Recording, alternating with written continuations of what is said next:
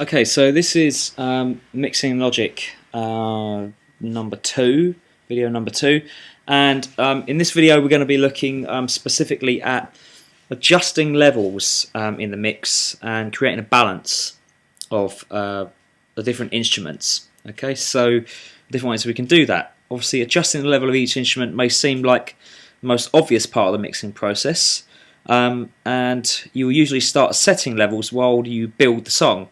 However, the perception of an instrument's loudness will change during the mixing process. So you will often have to readjust the level of instrument after you change its pan position or EQ settings, for example, or as you mix other instruments that influence the perception of the first instrument. So all of these things make a difference.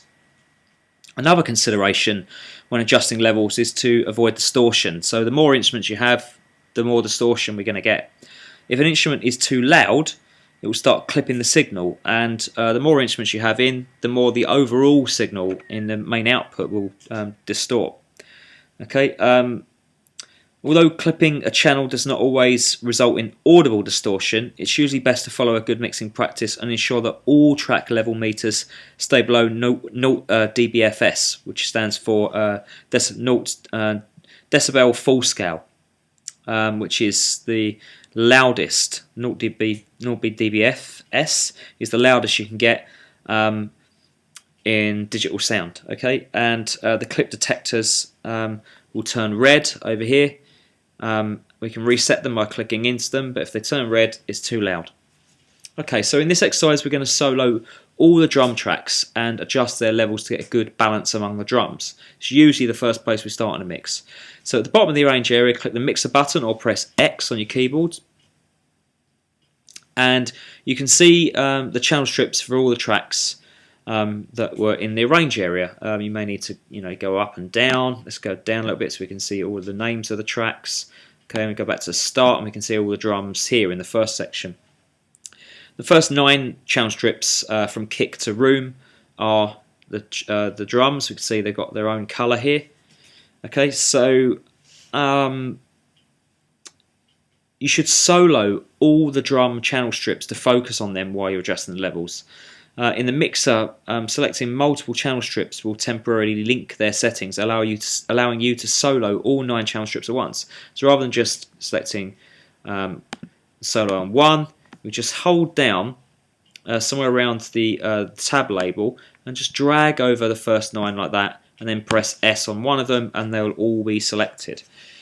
Okay, and that is the same for for other things like adjusting volume. That will change all of them at the same time as well. If I move those down, they'll all be moved. Okay, if I press Alt, I can reset that back to 0. Okay, so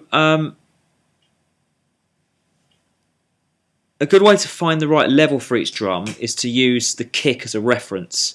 Setting it at 0 dB and turning the other drums all the way down, and then slowly raising up each drum individually, stopping when they find the level that you prefer. So on one of the selected channel strips, drag the fader volume all the way down. It can be any of them. Drag them all the way down. There we go.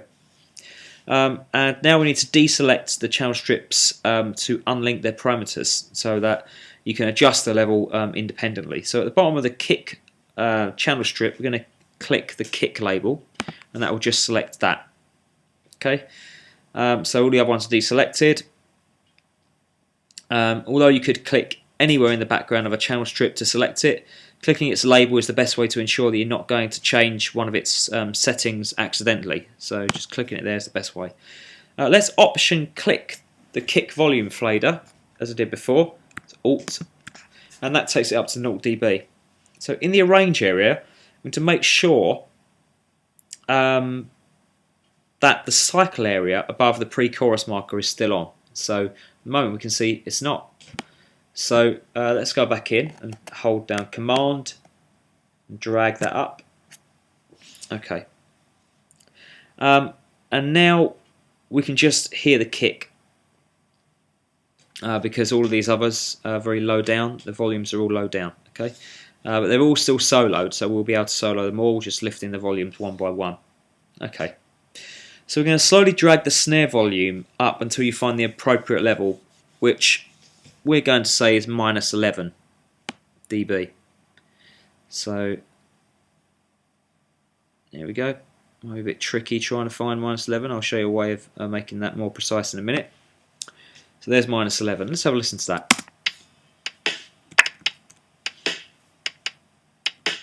Okay, it's quite low, but you should be able to hear that higher on your own tracks. So before you adjust the levels of the other drums, you should find the right level for the overhead microphones. That's the stereo pair of microphones which are placed above the kick to pick up the sound of the cymbals. And the room microphones, a pair of microphones placed further away from the kick to pick up the sound of the whole drum kit in the room.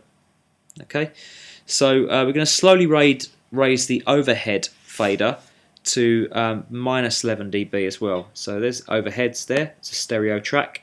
There's 2 microphones. We're going to take that up to minus 11 as well. There we go. And we're going to raise the room fader up to minus 27. So not very loud, but enough to make a little bit of a difference. Okay, here we go. Obviously you can experiment with that. And it will give you a roomier, the higher that is, the roomier the sound will be. Let's have a listen to that now. And already it's starting to sound a little bit more realistic in terms of like a full drum sound. Okay, so we're going to set snare B, which is the microphone placed at the bottom of the snare, here, to minus 13 dB. Okay, there we go. And the hi-hats, we're going to set to minus 13 dB as well. There we go. Okay, let's just have a quick listen to that. Okay, we haven't got anything for the toms. We need to find a section of song where the toms are being played, and you need to loop one of those sections so you can adjust the toms volume levels. Toms are not hit very much usually in a track, so we have to find where they are. Okay, and one way to adjust the cycle area is to use the marquee tool to select a section and set the cycle area to match the marquee section. Okay, so let's zoom in on the 3 tom hits. If we just get rid of the mixer for now, you can see the toms here. We're going to zoom in around bar 41 for the 3 tom hits that we've got here. Okay, so Control Alt, and we're just going to drag around there. Okay, make sure we can see those. Okay, and so there they are. We're going to drag the marquee tool, which at the moment is our command click tool. So hold down Command, and we're just going to drag around that area there. And we can see that our cycle area is selected. But that's because I've got my cycle region set to set the cycle region to the locators. And you can do this in 2 ways. You can either hold that down and have auto set locators, or you can turn that off, and I could do that again. Select my area around there, and then in the toolbar up here, I can set it as well. Okay, I can set locators there. Okay, so we're going to adjust the 3 toms. Let's go back into our mixer, and we're going to have tom 1 here at minus 7.8. and the other 2 on minus 7.2.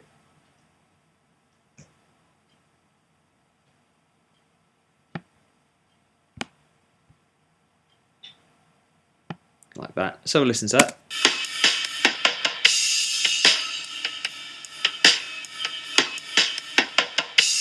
Okay, so we can hear those nicely. Okay, so we now have a good balance between all the drum tracks. In the next exercise, we're going to make sure the whole drum kit is at the right level in the context of the song. Okay, so we're going to turn off cycle mode, press C, and click in the background of the arrange area anywhere in the grey area there to deselect all, and that undoes the marquee selection as well. And we're going to look at grouping tracks. Okay, so some channel strips are closely related to each other, such as the drums that make up the drum kit. So when you're mixing, it's useful to group these tracks. Okay, so you can link some of their parameters, so you can adjust the parameters for the whole group at once. So we're going to try this by grouping all the drum tracks, then adjusting the volume level of the entire kit. Now we've got a good mix of the volume levels. We might want to raise or lower the whole level of the whole drum kit as an instrument in its own right. So starting with the kick channel strip on the left, we're going to drag across the labels of the first 9 as we did before. In fact, the other way, like that. And on the kick channel strip, we're going to select the group slot, okay, which is just here. And we're going to select group 1 from the pop-up menu. And now we can see they're all in group 1. Okay, in one of the grouped channel strips, we're going to click the group slot and choose Open Group Settings. So any of them, choose Open Group Settings. And we can name that here. We're going to name it Drums. Okay, so now the name Drums, if we just close that, the name Drums appears in that group setting in the group slot. And you will also need to quickly toggle the solo status of the drums group. So in the drums group setting window, make sure your drums group is selected and select the solo parameter. Okay, so we're going to go back into our group settings and make sure that solo is selected just there. So that's one of the parameters we can adjust as a group. Okay, we're going to deselect them all by clicking the kick there.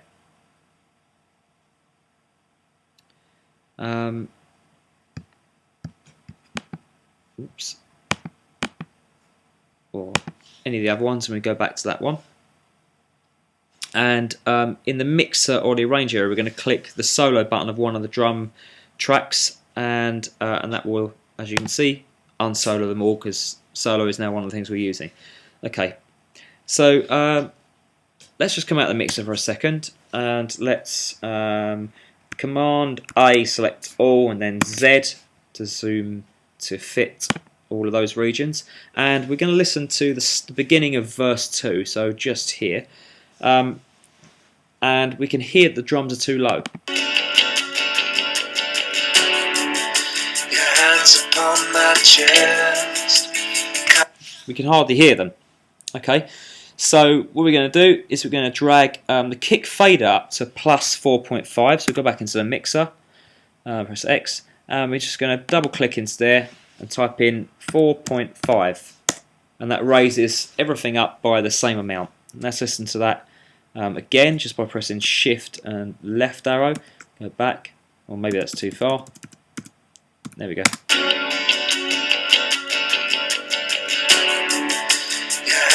Upon my chest, cotton candy tree. Okay, that's a bit better. Now we can look at choosing pan positions. Okay, so position the different instruments to the left or the right of the stereo mix, which is a good way to separate them. It makes it easier for the listener to distinguish between the instruments. At the moment, they're all these drums are pan central, and that just doesn't work in a mix because they'll mask each other and some of the other instruments. Okay, and we want it to result in a wider stereo mix as well, just gives a better feel. So, continuing with the drum kit, we're going to use the pan control knob to reproduce the real positions of the individual drums from the drummer's perspective. Then you'll spread the guitar tracks throughout the stereo field. So first, imagine that you're the drummer, and we need to visualise the pieces of the drum kit in front of you. The hi-hat is slightly to your left, and the toms are spread out left to right. So we're going to recreate those positions using the pan control. So let's solo these again. So press S, solo. And the whole kit's selected. And if we start playback at the beginning of the second pre-chorus around bar 55, second pre-chorus around bar 55 here, and we're going to, on the hat channel strip, we're going to set the pan control to -24. So hats here, and we're going to drag it down to the left, take it down to -24. So it's just a little bit over to the left where the hi-hats would normally be. Okay, tom 1 we're going to set at -57.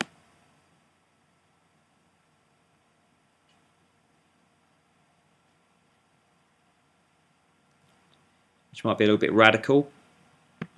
And tom 2 we're going to do +24. These are really spread out.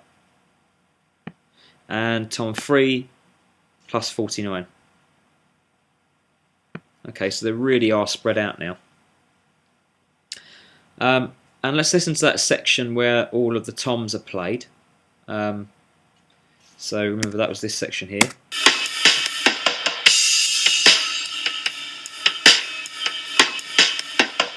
We can really hear that spread now.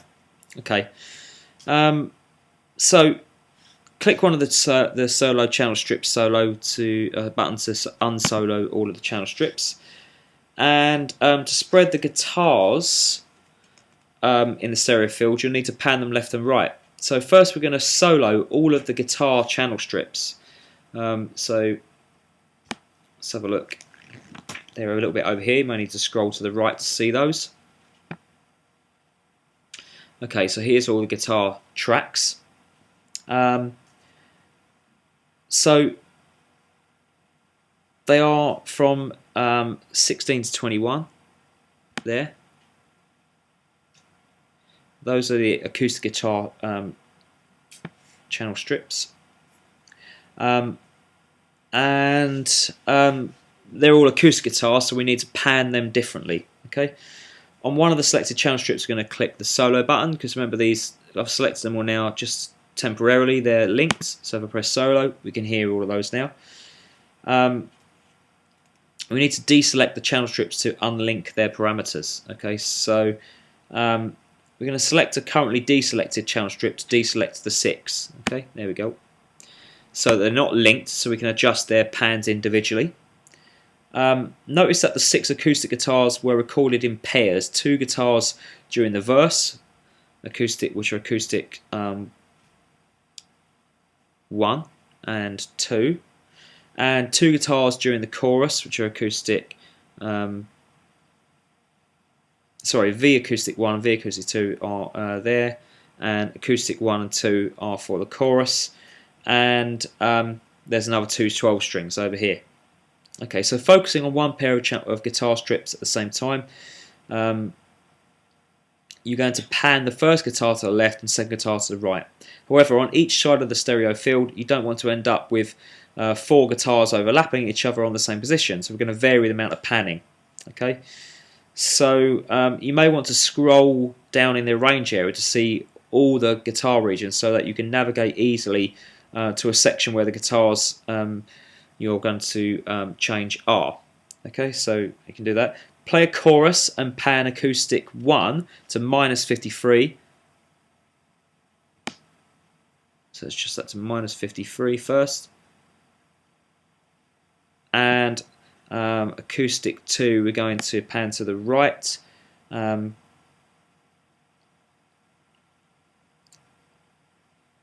Sorry, actually, let's do V chorus 1 to -24. You don't want that one as wide for the verse. And this one we're going to change to +23. Okay, and we'll do the chorus acoustic to -53, like that, and acoustic 2 to +50.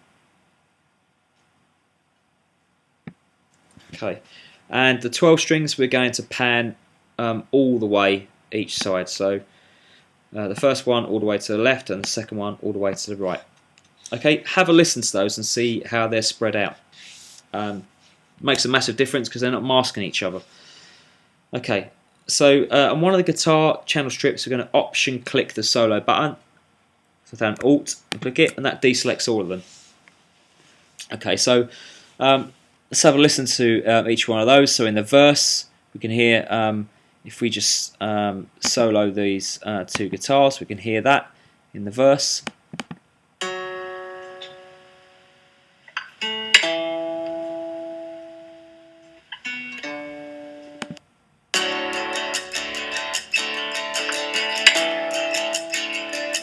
And in the chorus,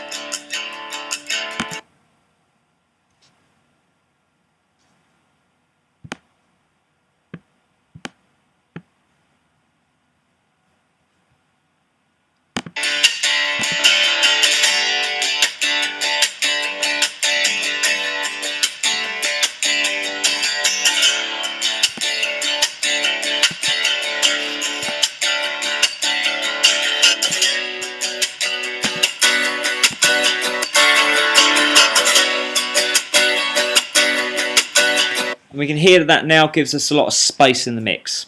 Okay, so in the next section we're going to look at choosing EQ settings and setting effects and processors.